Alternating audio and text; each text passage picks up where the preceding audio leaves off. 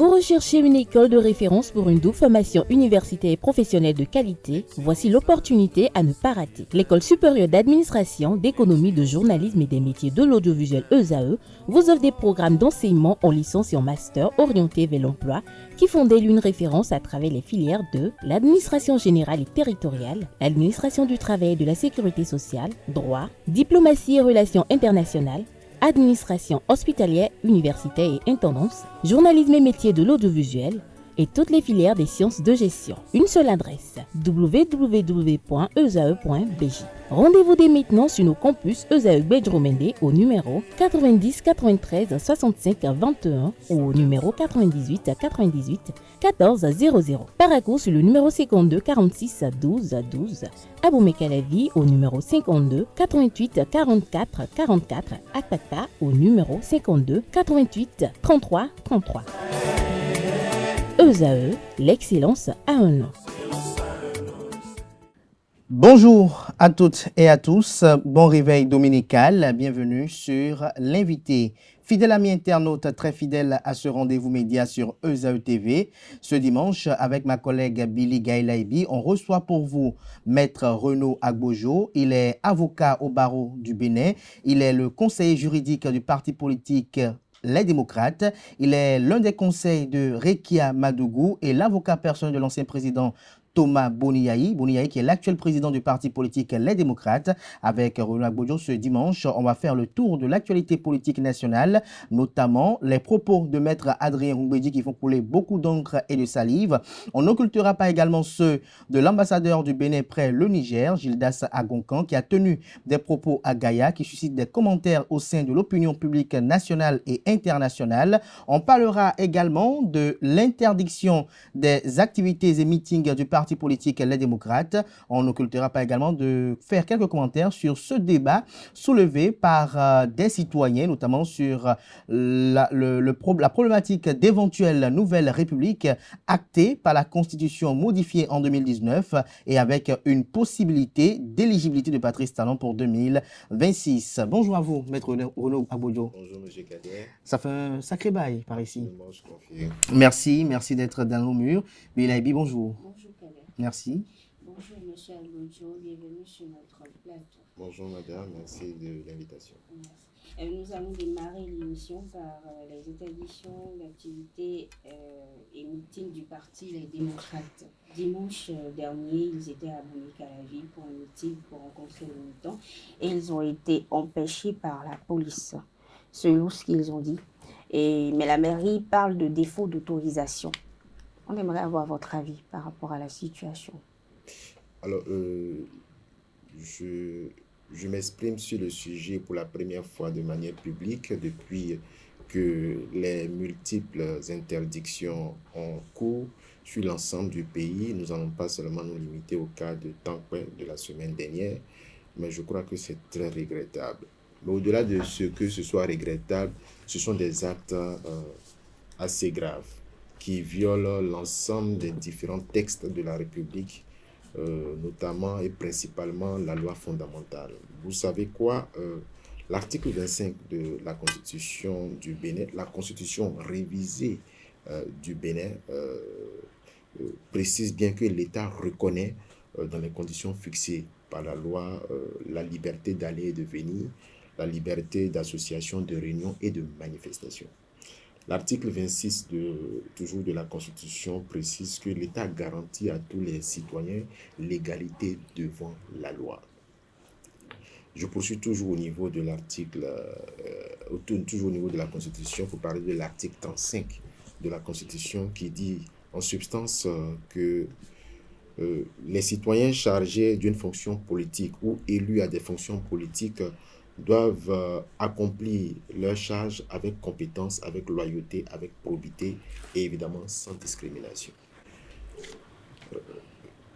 Le parti politique Les Démocrates revendique son statut de parti politique de l'opposition. C'est un parti politique qui est représenté à l'hémicycle et dispose de 28 députés. C'est un parti donc qui est en règle avec les lois de la République en termes d'existence légale. Et lorsque je vise les dispositions de l'article 16 de la loi portant statut de l'opposition, il est dit que les partis politiques d'opposition, à l'occasion des réunions et manifestations publiques qu'ils organisent, prennent les dispositions pour éviter tout trouble à l'ordre public. Mais pour ce faire, ils bénéficient de l'assistance d'ordre et de sécurité publique. Ça veut dire quoi? Que la loi reconnaît aux partis politiques d'opposition de bénéficier des services d'ordre et de sécurité publique. Les différents droits que je viens de vous citer, le droit de manifester, le droit de réunion, le droit d'aller et de venir, le droit de manifestation publique, sont des droits civiques. Ce sont des libertés reconnues par la loi fondamentale et garanties par le pacte international sur les droits civils et politiques. Mais lorsque les droits civils, les droits politiques ne sont pas respectés, on ne viole pas seulement la Constitution, on ne viole pas seulement la loi sur le portant statut de l'opposition, on ne viole pas seulement la charte des partis politiques qui dit en substance que ce sont les partis politiques sans distinction qui animent la vie politique. Oui, mais l'opposition a le droit, certes, de militer et tout ça. Mais la mairie, elle dit qu'ils n'ont pas eu d'autorisation. Oui, j'en viens. La loi dit que lorsque ces fonctionnaires, qu'ils soient maires, qu'ils soient préfets, parce que je dis préfet, c'est une fonction politique, mais c'est une fonction d'un élu politique. La loi dit qu'ils doivent exercer leurs fonctions en toute, avec loyauté, avec probité, avec, avec compétence. Mais dites-moi, je voudrais savoir si depuis 2016 à 2025 aujourd'hui, Oui. Est-ce qu'une seule activité, une seule manifestation publique, une seule réunion publique d'un parti de la mouvance, je veux citer l'UPR, où le BR a été refusé au Bénin par un seul maire. Je voudrais mettre au défi un maire qu'il me produise un acte public pour dire, lui, en tant que maire, il a refusé tel jour, à telle heure, au parti UPR ou au parti BR, une manifestation dans une rue, dans un espace public ou dans un espace privé. Vous n'en trouverez pas. Ça veut dire que la discrimination est caractérisée. Et dès lors que la discrimination est caractérisée dans le traitement des citoyens, on tombe sous le coup des dispositions pénales que sont l'article 268 qui dit clairement que toute personne qui porte atteinte à la liberté et aux droits civiques dans le cadre de l'exercice de ses fonctions, et il est bien précisé que ce sont les responsables politiques à divers niveaux ou des personnes qui sont chargées de missions de service public qui, lorsqu'elles portent atteinte aux libertés ou, comment on appelle ça, aux droits civiques, tombent sous le coup de la loi pénale et peut être poursuivies et risquent des condamnations allant de 2 mois à 5 ans de prison. Mieux, l'article 371 et 372 du même code pénal, voté en 2018, ce n'est pas une disposition qui existait avant, qui a été votée, qui a été promue en 2018, dit également en substance que l'abus d'autorité dans le traitement des autorités élues ou qui exercent des fonctions politiques, y compris les commissaires de police, en cas d'abus d'autorité, lorsqu'il y a arbitraire, lorsqu'il y a discrimination, peuvent être poursuivis pour abus d'autorité et sont passibles d'une condamnation. Je ne vois pas comment le maire de la commune d'Abomey-Calavi, le maire de la commune de Ouaké, je ne vois pas comment les préfets de la Donga, les préfets du Zou, parce qu'il y a le cas de Semepouli, il y a le cas de Djidja, justement, Djidja dans le Zou. Dans le Zou, il y a ces cas-là. Je ne vois pas comment ces autorités à des fonctions politiques peuvent échapper aux dispositions de l'article 268 ou 371 du Code pénal. Mais ce n'est pas parce que le Parti Les Démocrates n'a pas usé de ces dispositions-là depuis qu'ils vont penser qu'ils vont agir impunément. Mais quand vous parlez, on a l'impression qu'il y a du favoritisme, en fait. Ce n'est pas nous qui le disons, ce sont des faits. Si vous avez pu deviner qu'il y a qu'il y a du favoritisme, ça veut dire que c'est tout comme, c'est ce qui est. Nous n'inventons pas des faits. Donc, il y a du favoritisme. Il y a de la discrimination. Alors, Renaud Agodjo, lorsqu'on vous écoute si bien et que vous plantez le décor en exposant un peu les faits, on est même de se poser la question de savoir, est-ce que préalablement, le Parti politique Les Démocrates, conscient du fait qu'il est un parti politique d'opposition et qu'en politique, tous les coups parfois sont permis, est-ce que les dispositions nécessaires sont prises lorsqu'il s'agit d'une activité politique? Est-ce que les demandes d'autorisation conséquentes sont envoyées? Est-ce que lorsque l'autorité répond au courrier envoyé, est-ce que la réponse conséquente est envoyée automatiquement? Est-ce que vous n'y allez pas parfois dans la toge de méfiance politique? Le 3 février 2025, le deuxième vice-président du Parti Les Démocrates, l'honorable Nouréni Achadé, a saisi le maire de Ouaké dans le cadre de ses activités de reddition de comptes de députés à l'Assemblée nationale, l'informant qu'il comptait organiser une manifestation de reddition de comptes à ses militants dans la commune de Ouaké et a souhaité que les dispositions, conformément à l'article 16 de la loi portant statut de l'opposition, soient appliquées et donc que les forces de sécurité et de défense, les forces de sécurité publique soient mises à la disposition du parti, les démocrates, pour prévenir toute forme de trouble, encore qu'il n'y en avait même pas. Il n'y avait aucune crainte qu'il y ait des troubles. Vous savez, la réponse qui a été adressée par le maire de Ouaké au député Nouréni Achadé, c'est une interdiction. Il a répondu en substance: Monsieur le député, j'ai reçu votre demande de manifestation à telle date. Je ne vous y autorise pas. Il n'y a pas eu de mobile évoqué. Je vous dis, je suis venu avec la réponse du maire de Ouaké. Je vais vous la laisser à la fin de l'émission. Il a dit sans embâche: je ne vous y autorise pas. Aucune motivation. Il n'a même pas précisé que non, pour telle raison, pour risque de trouble à l'ordre public, en raison de ce que vous n'avez pas respecté telle formalité, je ne vous y autorise pas. Il a dit clairement que je ne vous y autorise pas. Mais est-ce que j'ai besoin d'expliquer plus que là, nous sommes en face d'un arbitraire? Non. Un arbitraire, mais lorsque le maître...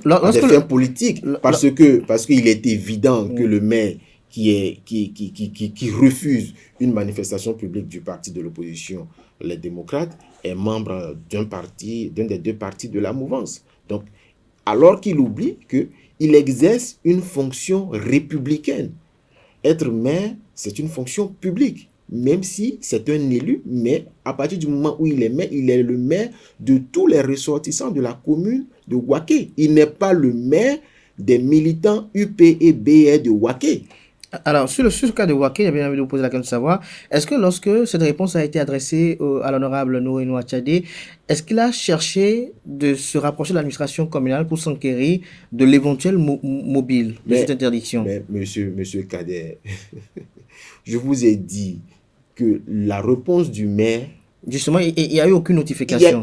Il y a eu une notification du refus. Oui, mais pas le refus ne comportait pas de mobile. Justement. Mais pourquoi voulez-vous que j'aille demander de manière verbale un refus qui n'a pas été justifié par un écrit? Est-ce que dans la Donga... C'est peut-être que la décision venait du plus haut. Est-ce que dans la Donga, dans l'Ouémé, dans l'Atlantique, c'était le même procédé?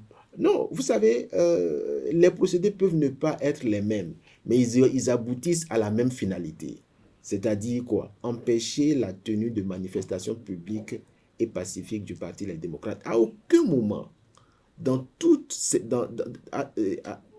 ces interdictions, à aucun moment, il n'a été reproché au Parti Les Démocrates un risque de trouble à l'ordre public. Ce n'est que à cette seule condition qu'une manifestation publique peut être interdite.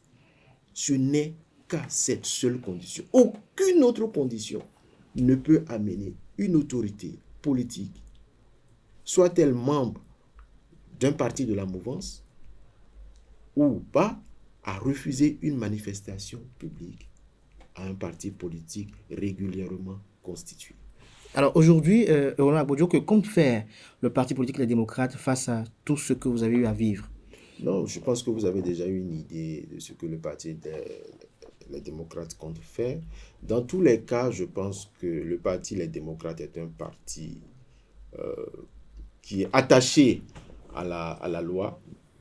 Et nous, en tant que conseil juridique du Parti Les Démocrates, nous veillons à ce que les droits du Parti Les Démocrates soient respectés en tout état de cause.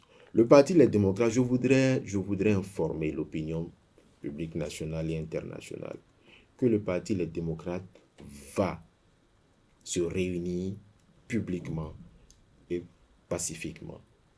Il n'y a rien à faire. Même s'il y a une interdiction de manifester? Nous allons vaincre ces interdictions de manifester. Vous allez vaincre ces interdictions. Tout à l'heure, vous avez dit que Noureno Tchadé voulait effectuer une reddition de comptes, qui est une opération régalienne d'un député en exercice.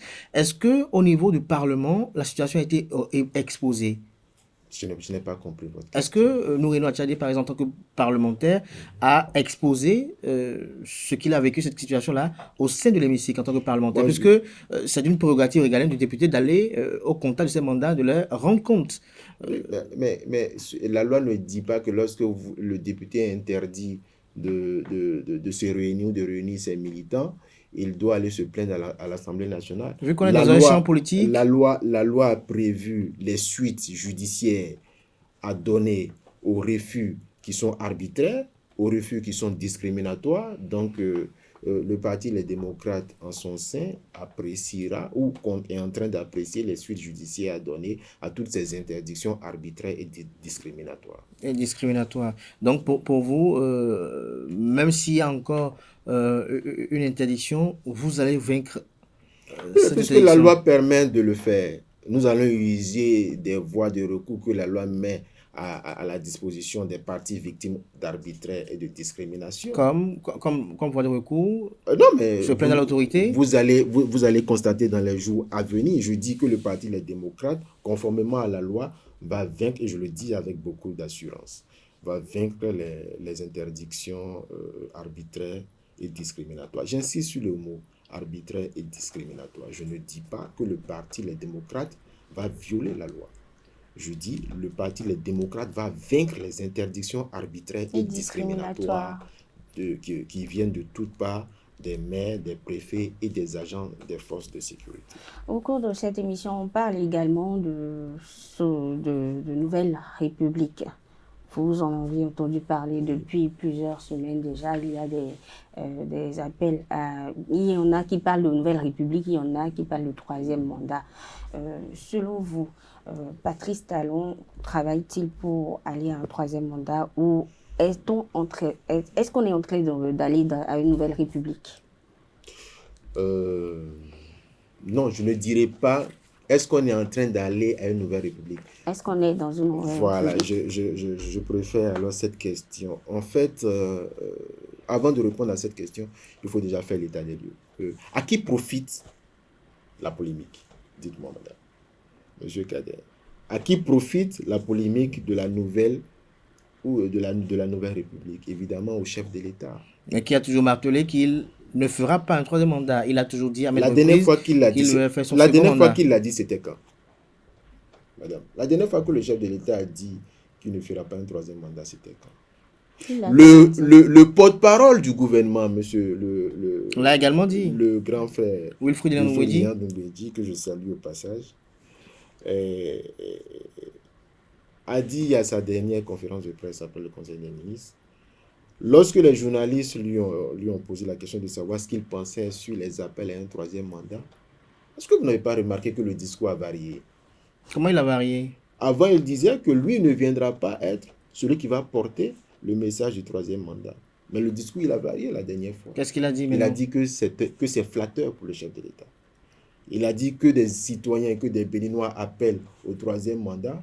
Ce sont des messages qui sont flatteurs. Vous savez, nous sommes dans un glissement. C'est un glissement. Est-ce que c'est faux? En politique, on appelle ça le glissement. Lorsqu'on veut aller à une modification constitutionnelle, il y a le discours officiel. Mais on prépare les esprits et on fait... c'est comme en cas d'atterrissage d'un avion. Il y a une stratégie d'atterrissage qu'on appelle atterrissage par escalier. Voilà. Donc, on peut considérer que la stratégie, il peut le dire, il peut l'avoir dit aussi de bonne foi en disant que c'est flatteur, mais le moment est très mal choisi. À moins d'un an des joutes électorales générales, je pense que c'est très attentatoire à la stabilité politique Et selon et de notre pays que de dire que c'est flatteur. C'est flatteur. C'est peut-être vrai, mais ce n'est pas la question qu'on lui a posée. Ce n'est pas la question qu'on lui a posée. Et aujourd'hui, je pense que pendant qu'on punit, on écarte toute personne qui ambitionne d'être candidat pour le compte de la majorité, pour le compte des partis qui sont de la mouvance, le cas de M. Samoussedou Adambi, qui est le cas le plus récent. Avant lui, à tort ou à raison, les partisans de M. Olivier Bokor avaient annoncé Urbi et Orbi qu'il serait candidat. Mais là, il y a eu un procès. Vous êtes juriste, vous êtes avocat. Je ne parle pas du procès. Je dis, en tout état de cause, les partisans de M. Olivier Bokor ont exprimé leur volonté d'être candidats pour le compte des partis de la mouvance. M. Olivier Bokor a été mis au frais. Il y a une décision, elle est critiquable, certes, mais critiquable comment non, ce n'est pas ça le sujet. Il n'a pas bénéficié d'une défense. Donc, quand je dis elle est critiquable, vous comprenez ce que je veux dire. Mais c'est une décision de justice. Donc, en dehors de M. Olivier Bokor, de M. Samoussedou Adambi, il y a d'autres personnes qui ont été écartées aussi par le passé. Vous avez le cousin du chef de l'État, M. Johannes Dagnon, qui a bénéficié d'un certain nombre d'appels à son profit pour qu'il soit le candidat aussi de la majorité. Il a aussi été victime d'une, je ne vais pas dire, il a été écarté aussi. Est-ce qu'il a été écarté ou il a subi la foudre de la discipline de groupe? Oui, mais justement, la discipline de groupe, à qui s'applique-t-elle et à qui ne s'applique pas telle? Est-ce que la discipline, dites-moi, est-ce que l'appel, je vais vous dire, le grand frère d'Istel à Moussou, que je salue également au passage, disait que le système partisan tel qu'il est conçu aujourd'hui permet de renforcer les partis politiques. Est-ce que vous pensez que M. Corvi Bertin, qui est membre du bloc républicain, lorsqu'il appelle à ce que le chef de l'État brigue, selon lui, un deuxième mandat pour la nouvelle République, est-ce que M. Bertin Corvi, qui est membre du bloc républicain, ne porte pas un coup fatal au système à la réforme du système partisan, pendant que M. Aboulaye Biotchane, qui est membre du gouvernement, ministre d'État, je crois bien, ministre d'État, ne se prononce pas, ne prend pas une décision. Président du BR. Le président du BR ne prend pas une sanction contre M. Bertin Corvi, comme il l'a fait pour M. Samoussedou Adambi, qui lui était ministre au gouvernement. Soit il a peur de la réaction du président Patrice Talon s'il sanctionne M. Bertin Corvi, ou bien il a l'accord tacite ou express du président de la République. C'est pour ça qu'il ne sanctionne pas M. Bertin Corvi. Et selon vous pensez qu'il méritait une sanction? Est-ce que Patrice Talon est en train de préparer un nouveau mandat? Non, la question n'est pas de savoir si le président de la République est en train de préparer un nouveau mandat. La question est de savoir est-ce qu'il est en capacité juridique de le faire. Pour l'instant, c'est non, c'est sans équivoque. 2019, c'est sans équivoque. Oui, 2019, il n'y a pas une nouvelle République qui a été actée par les modifications constitutionnelles opérées. Ce n'est pas moi qui le dis, c'est la modification, c'est la révision de 2019 qui le dit. En son article 2 qui dit la présente modification de la Constitution ne crée pas une nouvelle Constitution. Est-ce que le législateur est habilité à dire cela dans le texte? Est-ce que ça relève de ses prérogatives? Qu'est-ce qui ne relève pas de la prérogative du législateur, dites-moi? Non, moi je vous pose la question. Qu'est-ce qui ne relève? Non, si vous savez ce qui ne relève pas de la prérogative du législateur, dites-moi. Encore que la révision de la Constitution a été déclarée conforme à la Constitution. Ou a été conforme à la loi. La forme du mandat, par exemple, avait été dit autrefois, selon une jurisprudence de la Cour constitutionnelle, que pour toucher à la durée du mandat, il faut forcément retourner au constituant originel qu'est le peuple. Mais on a vu, par exemple, qu'en 2019, par exemple, on a eu à donner, on a modifié le mandat en cours de Patrice Talon sans quand même faire recours au peuple, en réalité. Oui, mais quelle est la conséquence alors de cela? Est-ce que vous êtes en train de dire que le mandat qui est en cours du président de la République est anticonstitutionnel? Non, moi, je vous Non, pose non, une non, question. vous savez, les questions ou les développements ont des conséquences, c'est vous qui le dites. Donc, si vous estimez qu'on a touché à la Constitution, on a touché au mandat du Non, non, non, président, non. on l'a prorogé de 45 jours en violation de la Constitution, ça veut dire que vous êtes en train de dire que le mandat du président de la République en cours est anticonstitutionnel. Est-ce que Non, c'est en violation de la Constitution ou bien on a créé de nouvelles traditions républicaines non, vous savez, avec ce qui a été fait? vous savez, le juriste, le juriste et par chance, je suis avocat, on ne sait pas faire dire à la loi ce que la loi elle-même ne dit pas. Vous savez, en France, entre 1958 et 2024, il y a eu 25 révisions de la Constitution. Je ne sais pas si vous me suivez, monsieur Kader. Oui, très bien. Entre 1958 et 2024, il y a eu 25 révisions de la Constitution sous la 5e République en France. Je dis bien 25. Dites-moi, entre 2019 et 2024 au Bénin, il y a eu combien? Ou entre 1990 et 2024, il y a eu combien de révisions de la Constitution au Bénin? Il y a eu une seule révision de la Constitution au Bénin. Et la forme républicaine, la durée du mandat, tout ce qui concourt qu'on appelle ça, à la représentation nationale, le régime politique, ça n'a pas été touché. Donc les fondamentaux de l'État ou de la République, sa forme, n'ont pas été impactés. Et la loi constitutionnelle elle-même en vient à conclure que la modification présente ne crée pas une nouvelle constitution. Vous savez, c'est pour ça que je reviens à la première question, M. Kader. Vous savez, il faut qu'on apprenne à promouvoir les valeurs républicaines. Il faut qu'on apprenne à promouvoir les traditions républicaines au Bénin. Nous avons perdu le sens des traditions républicaines au Bénin. C'est-à-dire que on s'accommode de tout ce qui permet aux souverains de se maintenir au pouvoir. Parce que on pourra bénéficier de bakchiches, on pourra bénéficier de dividendes, rien que pour pouvoir satisfaire l'ego du souverain. Je pense que c'est en violation des traditions républicaines et M. Bertin Corvy n'a pas besoin de ça. M. Bertin Corvy... Mais il n'est pas le seul à susciter une nouvelle mandature. Il y a qui d'autre? Il y en a qui suscitent Non, moi je n'en connais pas d'autres. Peut-être qu'il est celui qui est le plus médiatisé. Mais non, je pense que c'est celui, il faut le reconnaître, c'est celui dont la voix est un peu plus audible. Hein, je pense, c'est pour ça. Encore que... Est-ce qu'il n'est pas le porte-voix d'une frange de la population? Hier, j'aurais appris, je ne sais pas, hier, un peu tard dans la soirée, j'aurais appris que la Cour a déclaré irrecevable les recours, les recours qui appellent à dire que nous sommes dans une troisième république. Mais donc le débat, il est clos. Le débat, il est clos, ou alors c'est un test.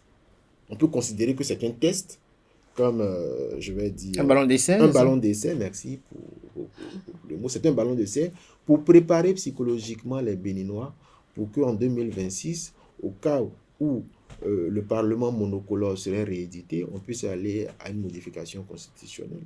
Mais je me permets de vous demander, est-ce qu'aujourd'hui, le Parti Les Démocrates dispose d'assez de ressources pour pouvoir affronter le pouvoir en place, même si le pouvoir en place, le régime en place est déjà presque à sa fin.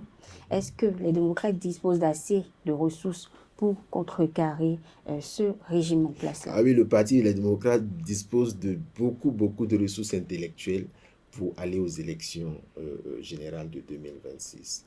Et justement, les interdictions auxquelles nous faisons allusion tout à l'heure participent à la stratégie pour écarter le Parti Les Démocrates. Parce que le parti représente une menace. Ce n'est pas le Parti Les Démocrates qui représente une menace, c'est le peuple béninois aujourd'hui qui représente une menace pour le régime en place. Parce que le régime en place, pendant 8 ans... Il va au contact du peuple d'ici 1 ou 2 mois. Oui, bon, je pense qu'en 10 ans, c'est la deuxième fois qu'il va au contact du peuple. La deuxième fois ou troisième fois. Cette tournée initiée là pour avril, c'est quoi l'objectif? C'est vrai, on a parlé de reddition de comptes, mais selon vous, est-ce que c'est proprement dit reddition de comptes?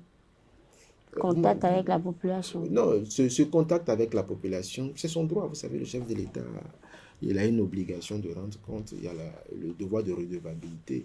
Mais est-ce que le timing choisi n'a pas un timing qu'on appelle ça, ce n'est pas une pré-campagne, soit pour lui-même ou pour son dauphin, puisqu'il a dit qu'à 6 mois des élections, il va s'impliquer activement pour que celui qu'il va désigner soit celui-là que le peuple va choisir et voilà, puisse répondre aux critères que lui, il s'est établi.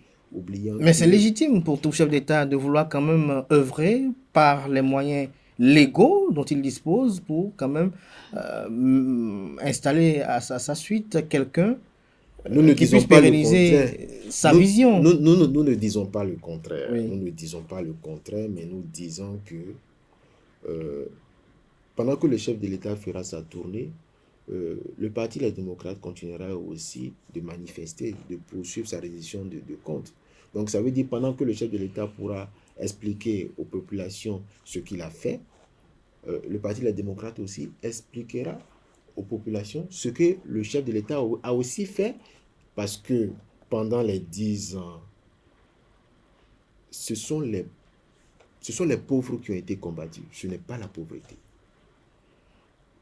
Les pauvres et non la pauvreté. Oui, ce sont les pauvres qui ont été combattus, ce n'est pas la pauvreté. Aujourd'hui, vous allez constater que les Béninois ont du mal à se nourrir et à bénéficier de 3 repas par jour. Aujourd'hui, vous allez remarquer que les Béninois, je vais dire, il y a beaucoup plus de chômage qu'en 2015. Vous allez remarquer qu'aujourd'hui, la jeunesse béninoise prend de plus en plus le chemin de la Méditerranée et passe par la mer. Moi, je ne l'avais jamais entendu avant 2016. Est-ce qu'il y a des statistiques pour le prouver? Absolument. Il y a des articles, il y a des articles de presse internationaux qui disent que parmi les migrants, on ressent un bon nombre de jeunes béninois. Ça veut dire qu'aujourd'hui... il y a quand même des programmes, Azoli, la G10 et bien d'autres choses que le gouvernement se targue d'avoir créé pour favoriser un peu les jeunes. Favoriser un peu, mais je pense qu'aujourd'hui, le constat, il est implacable. Il est implacable si dans le même temps, vous avez un discours qui confesse ou qui dit que vos programmes sont allés en faveur de cette population et que dans le même temps, les indicateurs indiquent le contraire, ça veut dire que quelque part, il y a eu fausse note. Les indicateurs macroéconomiques disent que la santé économique du Bénin se porte très bien. Vous savez, entre ce qui se voit et ce qui est, il y a toujours un fossé. Il y a toujours un fossé. Et la politique économique d'un État, il n'y a pas, et ça je reprends les propos d'un homme politique que je respecte énormément, il n'y a pas de croissance économique sans émergence sociale. Il n'y a pas de véritable croissance économique sans émergence sociale. Ça veut dire quoi? Lorsque vous faites des routes, c'est bien. Encore que ce n'est pas à partir de 2016 que les routes ont commencé à être faites au Bénin. Lorsque vous faites de grandes infrastructures économiques, mais quel est l'impact sur la vie des citoyens quand aujourd'hui la place de l'Amazone à visiter et comment on appelle ça, il n'y a pas de subvention, il n'y a pas de prise en charge de la dialyse. Lorsque aujourd'hui comment on appelle ça, l'assurance maladie universelle a du mal à prendre son envol. Lorsque aujourd'hui les femmes qui bénéficiaient de l'assistance... Mais il y a le chic qui a été construit. Permettez-moi de finir, oui. je vais en parler d'ailleurs. Lorsque les femmes qui accouchaient bénéficiaient de la gratuité de la césarienne, ça a été rompu. Lorsque aujourd'hui, en termes d'indice du développement humain, le Bénin a reculé d'au moins 20 places en arrière. Mais dites-moi, ce n'est pas nous qui l'inventons, ce sont des faits, ce sont des chiffres. Vous me parlez du chic. C'est bien beau. Mais ceux qui sont recrutés au niveau du chic, à combien sont-ils rémunérés? Est-ce que le traitement qui est fait aux médecins béninois au niveau du chic est le même que les expatriés qui viendront travailler dans le chic? Parce que, figurez-vous... Est-ce que ce n'est pas une question de compétence? C'est une insulte faite aux Béninois que de dire qu'ils ne sont pas compétents. Non, on ne dit pas qu'ils ne sont pas compétents. Il y a des expertises. Les médecins béninois nous avons toute forme de spécialistes au Bénin. Les oncologues, les mais chirurgiens. pourquoi malgré ces spécialistes, certains des politiques de l'élite préfèrent aller se faire soigner à l'étranger? Est-ce que c'est pas en voulant solutionner cela que le chic a été installé moi, je pense que Calavi? c'est plutôt, je vais dire, excusez-moi, c'est plutôt un complexe en fait. C'est un complexe. Donc, C'est le manque de confiance.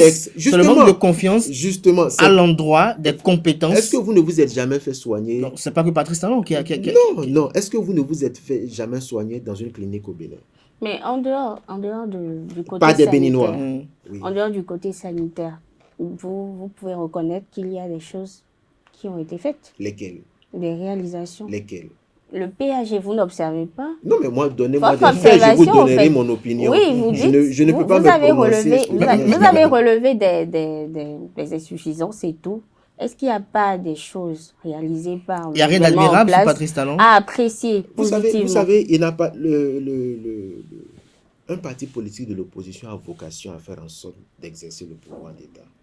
Ceux qui estiment que le président Patrice Talon n'a fait que des choses bien sont là. Vous avez M. Bertin Corvi qui est là, M. Distel Amoussou qui sont là. Vous n'êtes pas là pour ça. Je ne suis pas là pour ça. Je suis là pour dire en quoi ce qui a été fait a été mal fait pour que, si cela est possible, on puisse l'ajuster. C'est ça ce qu'un parti politique d'opposition a vocation à faire. Ok. On parle aussi des récentes déclarations de Maître Adrien Oumbédi, l'un des sages du parti l'Union progressiste Le Renouveau. Comment avez-vous accueilli ces propos?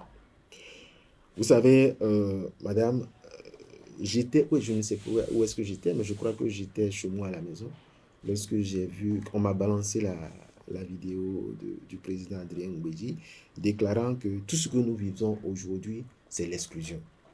À une seule cause, c'est l'exclusion. Il faut que les prisonniers politiques sortent. Il faut que les exilés politiques rentrent. Mais vous savez, quand on est... Cette déclaration vous conforte au niveau de les démocrates? Non, quand on sait qu'il fait partie c'est Maître Adrien Oumbédi qui est l'un aussi des grands soutien partis de Patrice de la Talon. mouvance et qu'il fait une telle déclaration, vous voyez ça comment? Vous savez, d'abord, je ne vais pas m'exprimer en tant que... Sur cette question, permettez-moi d'abord de m'exprimer en tant que citoyen, en tant qu'avocat. Avocat de Mme Rekiat Matou, d'abord. Et s'il serait indécent... Comment elle se porte aujourd'hui? Il serait indécent de ne pas évoquer le cas de Mme Rekiat Madougou après cette déclaration du président Adrien Oumbédi. Je voudrais implorer les mânes de nos ancêtres pour appeler à ce que le président Adrien Oumbédi ait une longue vie. Je voudrais invoquer les mânes de nos ancêtres à prier, et tous les Béninois à prier pour le président Adrien Oumbédi. Parce que ce qu'il a dit, dans sa position actuelle, il faut avoir un courage indien pour pouvoir le dire quand on sait l'autoritarisme avec lequel le chef de l'État tient ces deux partis. Il faut vraiment saluer ce courage. À 83 ans, il a pu le dire et il a assumé pour dire tout ce à quoi on assiste est dû au fait de l'exclusion. Cela me conforte, mais ce n'est pas une fin en soi. Ce n'est que la logique. Ce n'est rien d'autre, ce n'est que la logique. Qu'est-ce que Mme Rekiat Madougou a fait? Est-ce qu'elle a tué? Est-ce qu'elle a volé l'argent public? Est-ce qu'elle a appelé à l'assassinat d'un homme politique? Qu'est-ce qu'elle a fait de si grave pour que le chef de l'État, parce qu'aujourd'hui, la seule difficulté, la seule personne qui s'oppose à la libération de Mme Rekiat Madougou, c'est le chef de l'État. Ayons le courage de le dire. Pourquoi vous dites le chef de l'État, intitulé personnel? C'est le chef de l'État. Il y a une décision de justice qui l'a condamné. Il y a une décision des Nations Unies qui ont appelé à sa libération. Il y a une décision des Nations Unies, du groupe de travail des Nations Unies sur la détention arbitraire, qui est une émanation du Conseil des droits de l'homme des Nations Unies, auquel le Bénin appartient, et qui a invité les autorités béninoises non seulement à libérer Mme Madougou, à l'indemniser, mais à ouvrir une enquête sur les conditions de son arrestation arbitraire. Mais qu'est-ce que le Bénin cherche au Conseil des droits de l'homme des Nations Unies s'il n'est pas capable de respecter les décisions des Nations Unies? Qu'est-ce que le Bénin cherche au Conseil des droits de l'homme des Nations Unies s'il n'est pas capable de respecter une deuxième fois un avis du groupe de travail qui appelle à la libération de M. Joël Aïvo? Qu'est-ce que le Bénin cherche là-bas?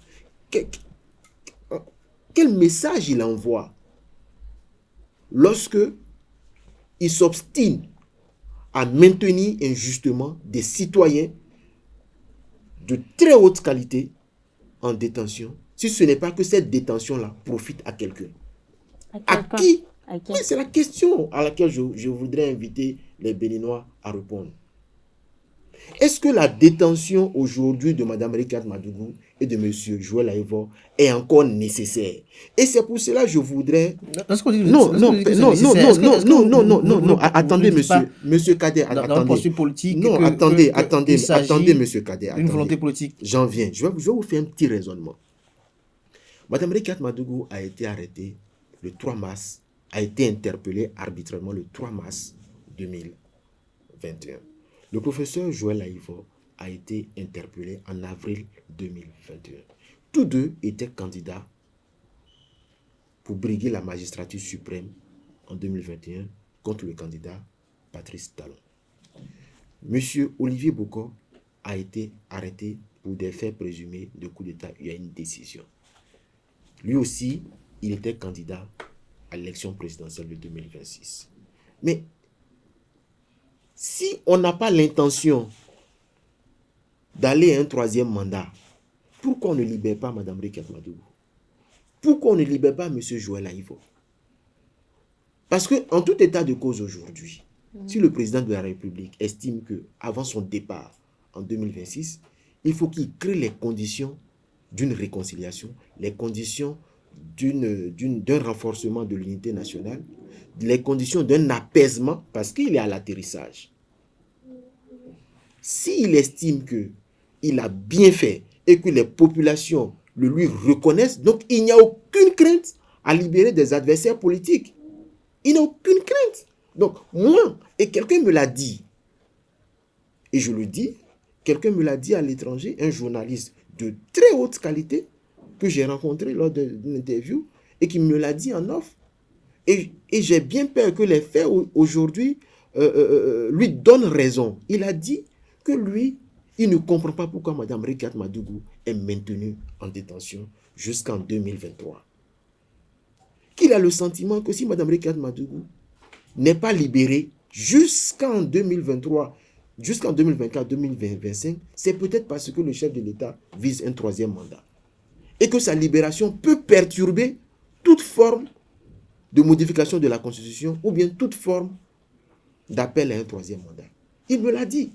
Mais je vous assure que je lui ai répondu que je ne vous crois pas. Et vous lui donnez raison aujourd'hui? Non, j'ai bien peur que cette déclaration-là qu'il avait faite à l'époque soit en train de se justifier. Donc, comment elle se porte aujourd'hui, Rikat Madougou? Mme Rikat Madougou vit la situation avec beaucoup de dignité. Vit la situation de sa détention arbitraire avec beaucoup de dignité, mais avec beaucoup de gravité. Elle prie beaucoup, elle continue de prier beaucoup, elle reçoit des messages de soutien de par le monde, des gens qui lui apportent leur affection, lui témoignent leur solidarité. Mais vous pensez que c'est normal ça, ce qui lui arrive? René Aboudjou, vous êtes un acteur politique aussi, au-delà de votre manteau d'avocat personnel de Rikat Madougou. Vous êtes au niveau du Parti politique des démocrates, vous êtes même l'avocat personnel de l'ancien président Thomas Bouniaï qui dirige le parti politique d'opposition Les Démocrates.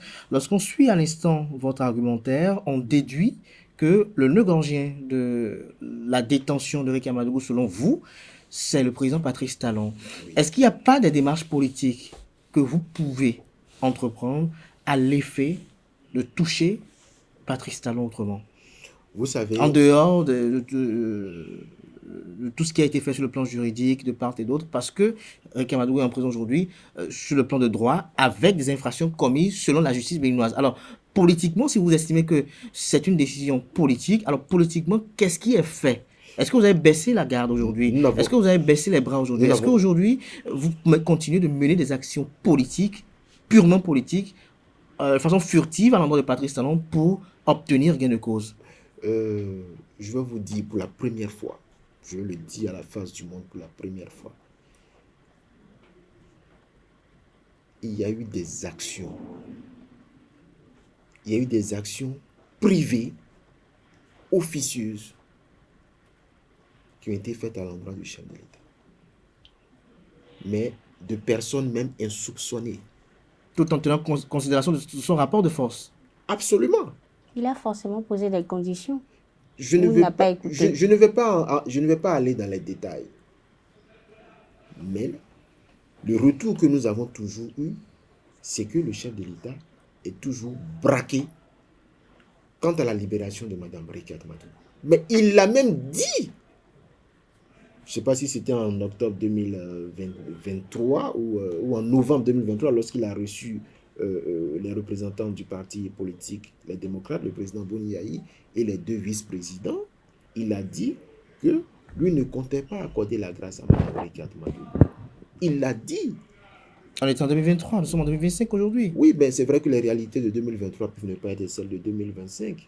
Mais est-ce que vous, aujourd'hui, vous avez le sentiment que nous sommes en train d'aller vers un dégel en ce qui concerne la situation d'incarcération arbitraire de Mme Brigitte Madougou? Non.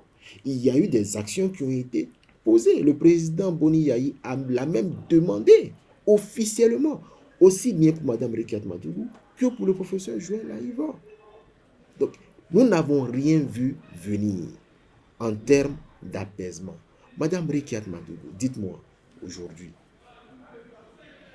quelle crainte le chef de l'État peut avoir quant à sa libération en termes, je vais dire, d'impact négatif sur sa gouvernance à moins d'1 an ou à 1 an de la fin de son mandat. De toute façon, nous sommes en politique, on va observer. Oui, Billy Galabi. Par rapport à Adrien Roumbédi, maître Adrien Roumbédi, selon vous, est-ce que cette sortie-là, cette déclaration-là, normalement en tant que sage du parti EPR, le Renouveau, il ne devrait pas parler comme ça selon beaucoup de critiques. Est-ce que ce n'est pas pour des raisons d'intérêt personnel qu'il s'est prononcé ouvertement comme ça? Certains disent même que c'est pour ressusciter le PRD. Est-ce que les gens se sont un peu intéressés à l'histoire politique de Maître Adrien Roumbédi? Je ne sais pas si vous connaissez l'histoire politique de Maître Adrien Roumbédi. Oui. Maître Adrien Roumbédi a été un exilé politique. Il a été condamné à je ne sais pas si c'est une condamnation à mort ou une condamnation à perpétuité. Il s'était exilé au Gabon pendant des années. Donc, il a connu les souffrances de l'exil. Il a connu ce que c'est que l'exclusion. Il l'a vécu dans sa chair et dans son âme. Donc, est-ce que vous pensez qu'au sein de la mouvance politique, je prends UPR et BR confondus, quelqu'un est mieux placé que Maître Adrien Roumbédi pour parler de ce que l'exclusion peut causer en termes de dommages? Donc, il fait bien de le dire. Parce qu'il l'a vécu. Il fait bien de le dire parce qu'il l'a vécu. Il sait que cela ne peut pas contribuer au renforcement d'une unité nationale. Cela ne peut pas contribuer à l'apaisement d'une situation politique qui de plus en plus devient délétère. Puisque aujourd'hui, il est clair que M. Olivier Bokor, sa condamnation et celle de M. Omeki jettent un froid sur, je vais dire, la cohésion au sein des partis de la mouvance. Donc, il se dit peut-être en sage et en personne avisée que pour pouvoir peut-être même reprendre la main au sein des partis de la mouvance, il faut peut-être passer par la libération des détenus politiques. Sinon, normalement, dans un parti politique, il y a une charte, il y a des réunions, des assises qui se font quand même avant toute déclaration publique de ce genre. Est-ce que vous êtes en train de me dire alors que les déclarations que M. Bertin Corvi fait en appelant au 3e mandat sont des déclarations qui sont validées par la haute direction du BR? Puisque on ne peut pas reprocher au président Adrien Roumbédi ce qu'il dit et ne pas le faire pour M. Bertin Corvi. Alors, voilà. Renaud Abodjo, on ne va pas faire du 2 poids 2 mesures. Avant de conclure cet entretien, on sent que le terreau fertile sur lequel Maître Adrien Roumbédi s'est exprimé, c'est cette affaire de complot contre la sûreté de l'État. Un procès s'est déroulé à la Cour de répression des infractions économiques et du terrorisme, CRIET. Vous êtes avocat, c'est sûr que vous avez suivi de très près, en tant qu'homme de droit, les débats à la barre de part et d'autre. Vous avez suivi également les réquisitions et la condamnation. En tant qu'avocat, lorsque je vous dépouille de votre toge de politicien, quelle est votre opinion? Que pense le citoyen de ce procès-là? Le sentiment que j'ai comme je pense, de loin, je ne suis pas avocat dans ce dossier, mais je pense que c'est un procès qui révèle un dysfonctionnement assez grave au niveau de l'appareil d'État. Comment? Monsieur Olivier Bokor a été accusé et condamné pour atteinte à la sûreté de l'État. Mais qui est Monsieur Olivier Bokor? Dites-moi, qui est Monsieur Olivier Bokor? Un ami intime du président de la République. Comment un ami intime du président de la République peut lui faire un coup d'État? Dites-moi. Je vous repose la question. Qui est Monsieur Olivier Bokor? C'est un proche du président. Comment un proche du président peut penser lui faire un coup d'État? En fait, si vous me dites par exemple que le fils du chef de l'État veut lui faire un coup d'État, on va dire oui, c'est normal, c'est son fils. Il y a un lien juridique. Est-ce qu'on peut dire par exemple que un ami du chef de l'État avec qui il a fait le primaire ou le secondaire, l'exil et tout? L'exil. Non, je ne parle pas d'exil. Un ami du chef de l'État, vous allez comprendre, veut lui faire un coup d'État. En fait, je veux dire, quelle est la fonction de M. Olivier Bokor dans l'appareil étatique? Quelle est la fonction de M. Olivier Bokor dans l'appareil étatique? Pourquoi on en vient à dire qu'il est en capacité même de porter atteinte à la sûreté de l'État? Était-il ministre? Était-il conseiller politique? Était-il conseiller militaire? Était-il? Non, c'est pour ça que je demande. Quand je dis qui est M. Olivier Bokor? Est-ce que le procureur spécial, dans ses réquisitions, n'a pas répondu à cette interrogation? Mais c'est très grave, les déclarations du procureur de la République. Quand il dit « je vous connais », et je continue de vous connaître, ça veut dire que l'État a été géré pendant 10 ans dans du copinage. Oui. Parce que M. Olivier Bokor n'a aucune fonction officielle. Mais si on a pu lui attribuer autant de capacités de nuisance jusqu'à vouloir remettre en cause l'ordre constitutionnel, ça veut dire que ce n'est pas la faute à Olivier Bokor. Moi, je pense qu'Olivier Bokor n'en est pour rien. Donc, on ne devrait pas le condamner. Non, je ne dis pas ça. Qui a favorisé cette situation? C'est le chef de l'État lui-même. Est-ce qu'il avait tort d'avoir confiance en quelqu'un à qui il a dit qu'il aide beaucoup dans la fonction? Non, justement.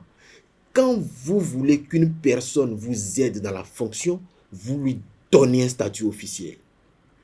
C'est ça le devoir républicain. C'est ça l'obligation. C'est Patrice Talon que les Béninois ont élu. Et le Patrice Talon, le chef de l'État, a autour de lui des collaborateurs. On a connu M. Joannès Dagnon, son conseiller. On a connu le ministre Séverin Quenam. En tant que ministre de la Justice, M. Omek, ils avaient des statuts bien connus. Mais moi je dis que si M. Olivier Bokor, qui n'avait aucun statut connu, en vient à être quasiment appelé le vice-président du Bénin, ça veut dire que la gestion du pouvoir d'État par le président Patrice Talon a connu beaucoup de légèreté.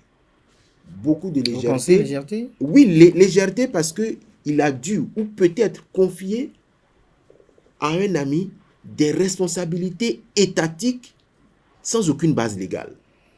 Étatique ou politique? Étatique. Étatique. Parce que j'aurais appris que le chef de... je peux me tromper, j'aurais même appris que M. Olivier Bokor payait des salaires.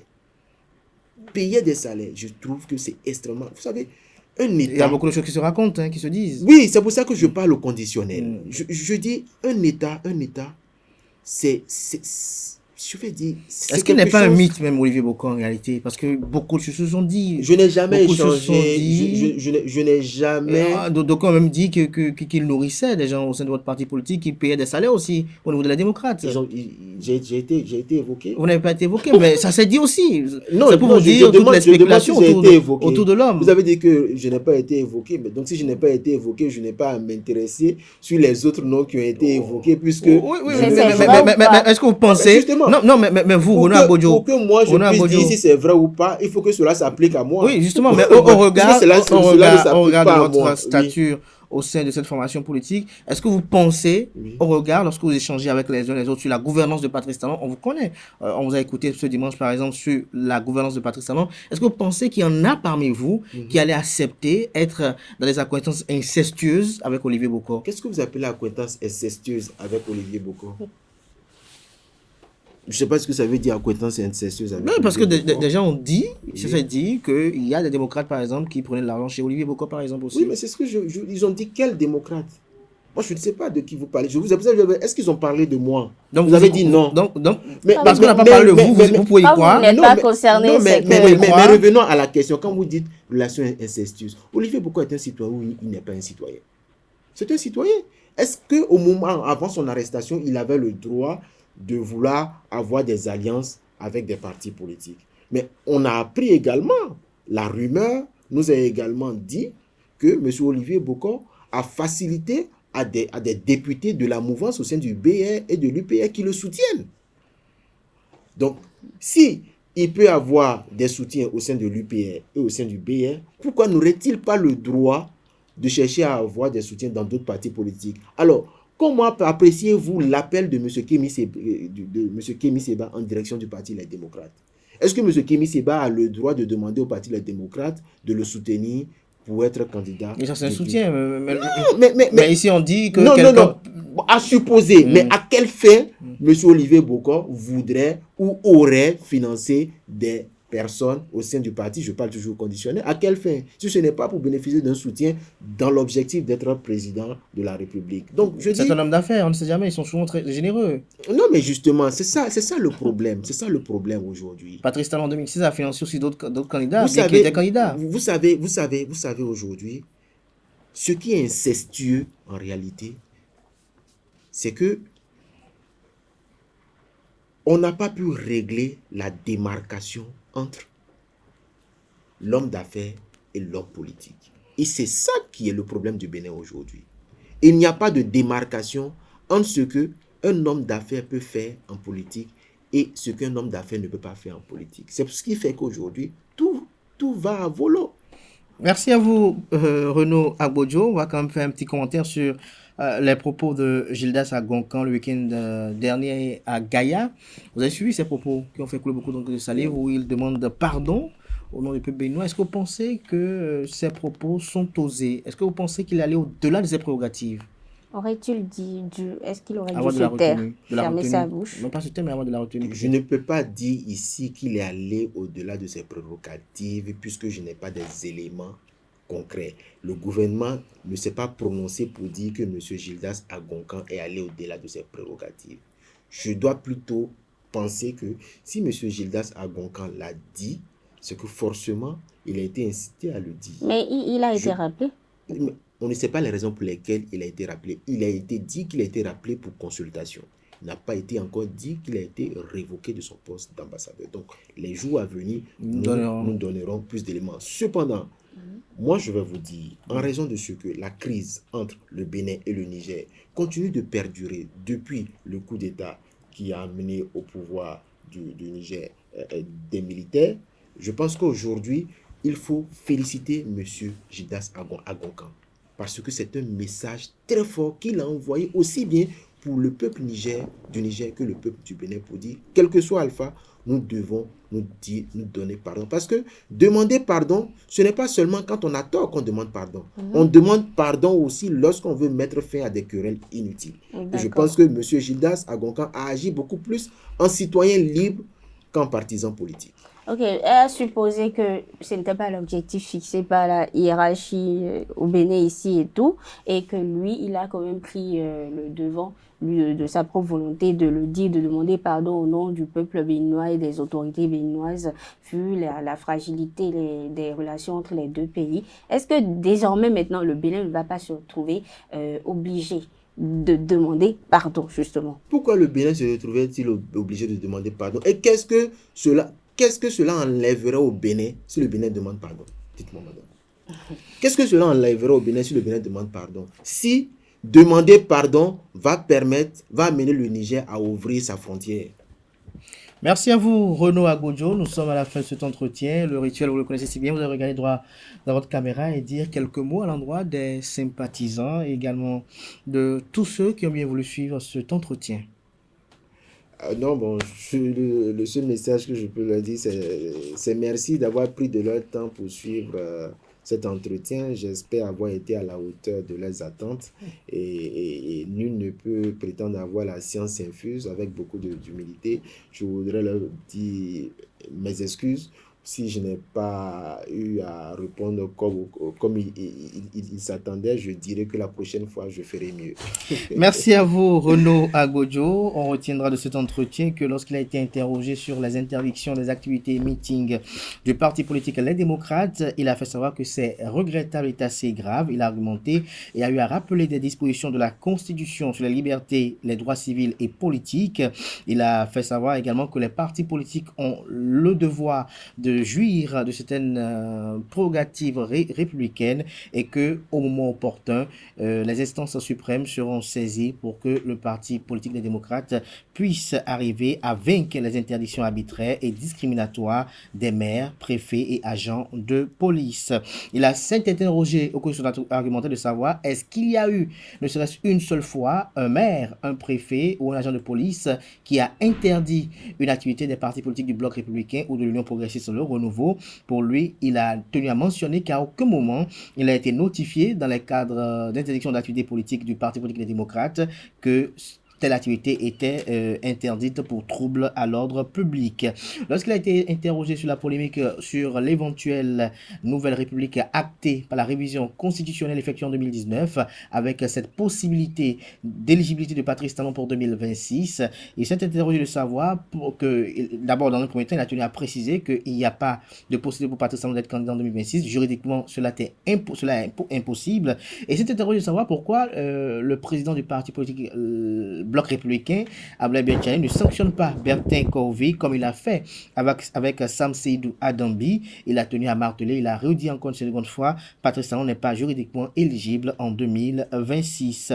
Interrogé sur les propos de Maître Adrien Rungbeji, il a eu à invoquer les mains de nos ancêtres pour une longue vie à Maître Adrien Rungbeji, car pour lui cela résulte d'un courage indien, ce qu'il a eu à dire, car pour lui, s'il n'avait pas ce courage indien, il ne pouvait pas le dire, étant membre de la mouvance présidentielle. Il a également parlé, notamment commentant les propos de Maître Adrien Rungbeji, notamment qui demandait qu'on libère les détenus politiques, c'est ce qu'il a dit, les exilés politiques, c'est ce qu'il a dit également.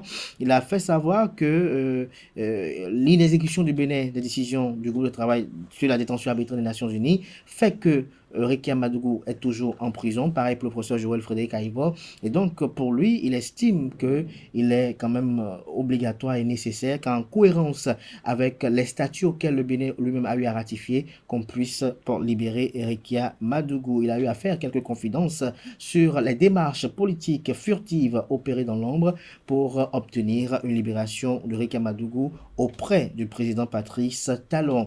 Interrogé sur le procès complot contre la sûreté de l'État, il s'est interrogé de savoir quel est le statut de Olivier Bocor de la République afin qu'il puisse dire qu'il veut faire un coup d'État à Patrice Talon. Il a eu à commenter un peu l'affaire en tant que juriste et citoyen. Interrogé en fin d'émission sur les propos tenus par l'ambassadeur du Bénin près le Niger, Gildas Agonkan à Gaïa. Il félicite Gildas Agonkan car pour lui ce n'est pas seulement quand on a tort que l'on demande pardon, parfois on le fait pour mettre fin à des querelles inutiles. J'espère que j'ai ramassé plus ou moins vos propos. Je vous félicite, M. Kader, pour ce résumé très synthétique de mon opinion.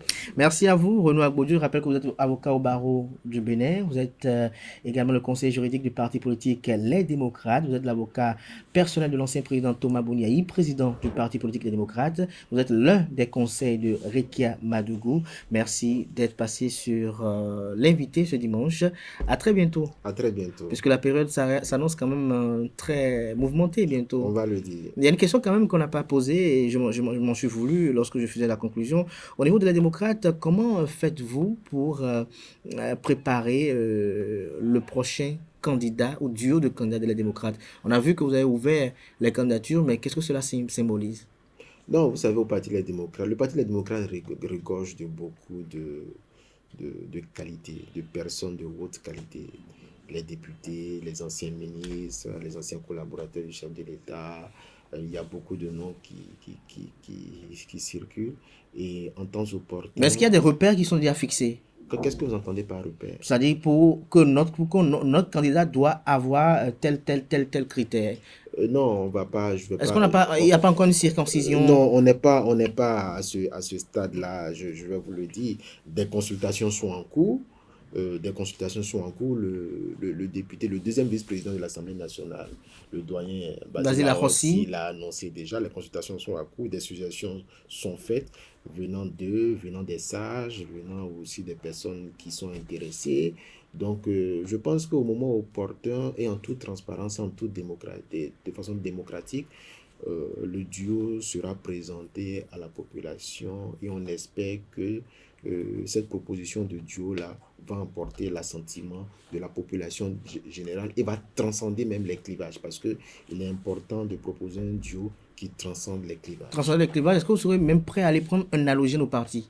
Qu'est-ce que vous entendez par halogène? Quelqu'un qui n'est pas militant du parti. Oui, c'est ce que je dis.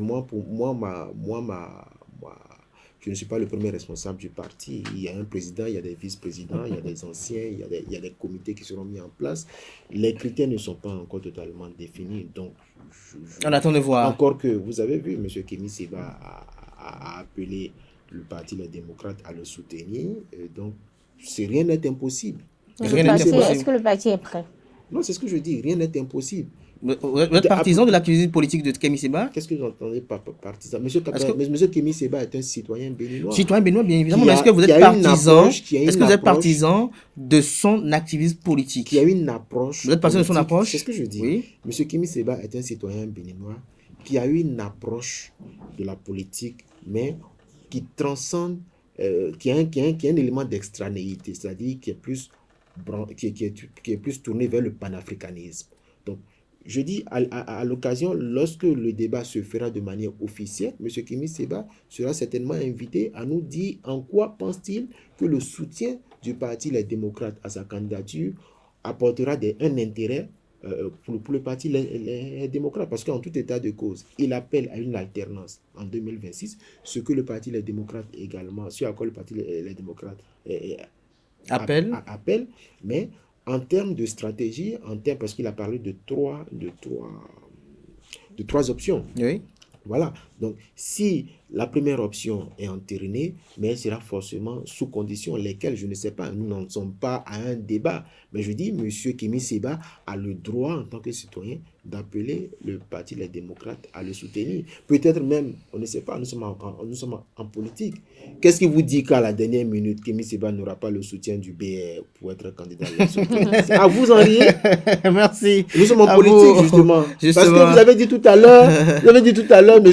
Kader, qu'est-ce qu'il dit? Peut-être pas aussi que Renaud Agbodou ne sera pas le candidat. Attendez de répondre. Vous avez dit tout à l'heure que en politique, tous les coups sont permis. Oui. Mais si M. Kémy Séba était le candidat du pouvoir, ou le successeur, ou le dauphin de M. Patrice Talon, mais ce serait d'un génie extraordinaire. Les gens vont se dire, mais comment cela est possible? Où est-ce que les négociations étaient faites? Ce serait une entorse à la réforme du système partisan à laquelle le président Patrice Talon tient beaucoup. Non, et pourquoi? Merci. Mais le code électoral permet qu'une personne, même qui n'est pas membre du parti, soit justement candidat. Mais dites-moi, le chef de l'État, il est membre de quel parti?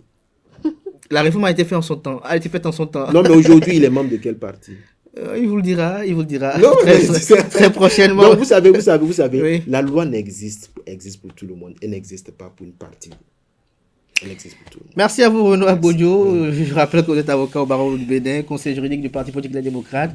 C'était l'invité de ce dimanche. Merci de votre attention, merci de votre fidélité, chers amis internautes. N'oubliez pas de prendre le rendez-vous à 19h avec Eitayo Atifa Olafa pour la grande édition du JT des JT, notamment à 19h. Merci et belle suite de programme sur ESAE TV.